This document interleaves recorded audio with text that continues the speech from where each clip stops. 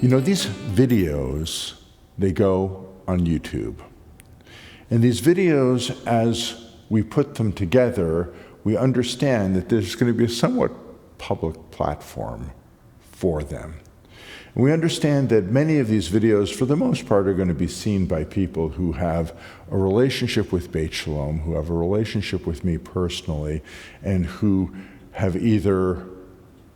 had a relationship in the past or having a relationship in the present,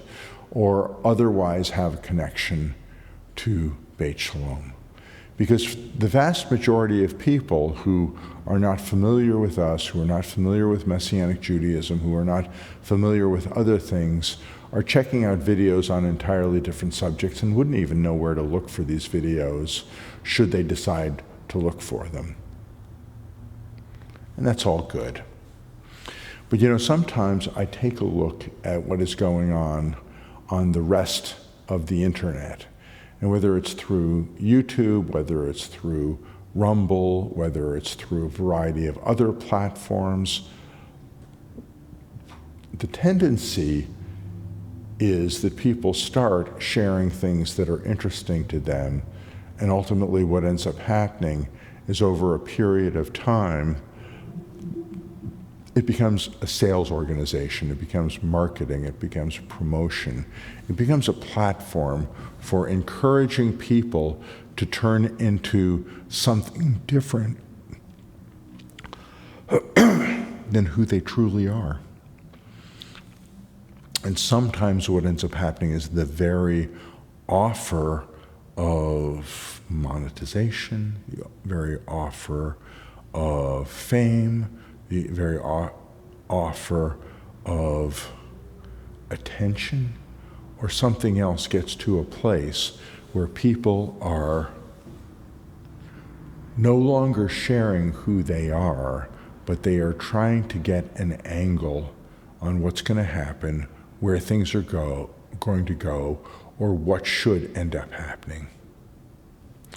And I want to really share with you the truth of the matter is that what people pursue in this present age, what people think is going to end up giving them advantage, what people are going after because something could happen for them, really doesn't matter often in the way that they think it's going to matter. And really what ends up happening is we end up having a circumstance and a situation where people want and want and want because they believe that in pursuit of their desire, in pursuit of their hope, in pursuit of their aspiration, they're going to end up having something that is going to be worth it.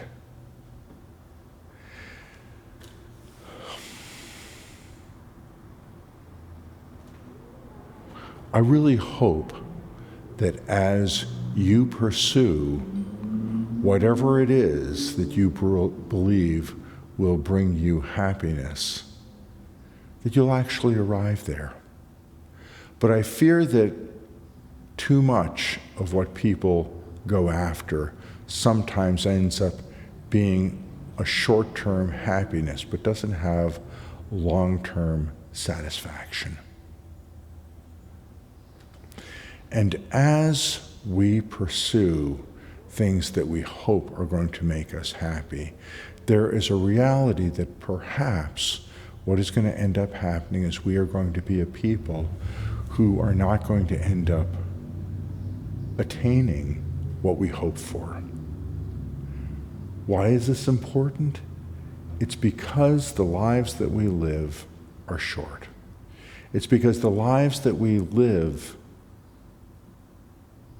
it takes us decades to grow, to mature, to learn, to be shaped in terms of intelligence, to be shaped in terms of character, to be shaped in other ways so that we can pursue being adults. And once we start to be adults, there's a whole new level of learning that takes place. And the learning that takes place is such that sometimes we go down trails that don't end up being fruitful and that don't end up being productive. Sometimes we live lives where difficulty happens, and once difficulty happens, then we are in a position and in a place where we have to learn about a whole new set of circumstances and environment.